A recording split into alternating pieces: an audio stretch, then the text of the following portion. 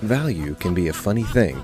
It can be in the eye of the beholder, change slowly, or even change rapidly in the blink of an eye. Unlike a scientific formula, a formal appraisal is nothing more than an estimate of value created by a licensed appraiser that tries to factor in current market conditions using all pertinent information. While the process can seem mysterious, it's just one qualified person's opinion on a particular day based on the information and evidence they have available at the time. The standards which real estate appraisers must follow would normally be dictated by a nonprofit organization founded in 1987 called the Appraisal Foundation. Each state would license and certify appraisers individually, but they generally follow the recommendations for training and best practices provided by the different boards of the Appraisal Foundation. The specific guidelines related to developing and reporting an appraisal come from the Appraisal Standards Board and are commonly referred to as Uniform Standards of Professional Appraisal Practice. These same rules do not apply to real estate agents and brokers. When listing a home for sale, it's common for the agent to complete a competitive market analysis, CMA.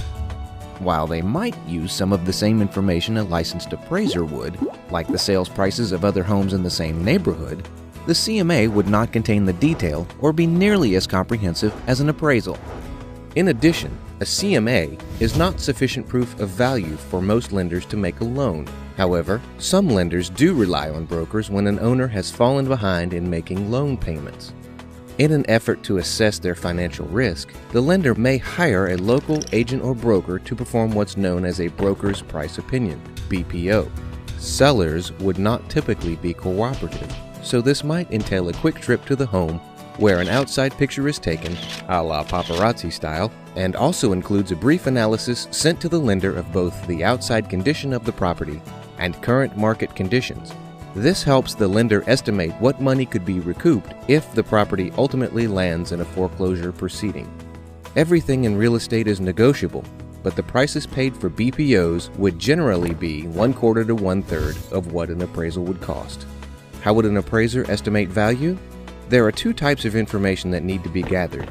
General data, which is just general information about the neighborhood or the city, such as what's happening in the area in terms of the overall market and job stability.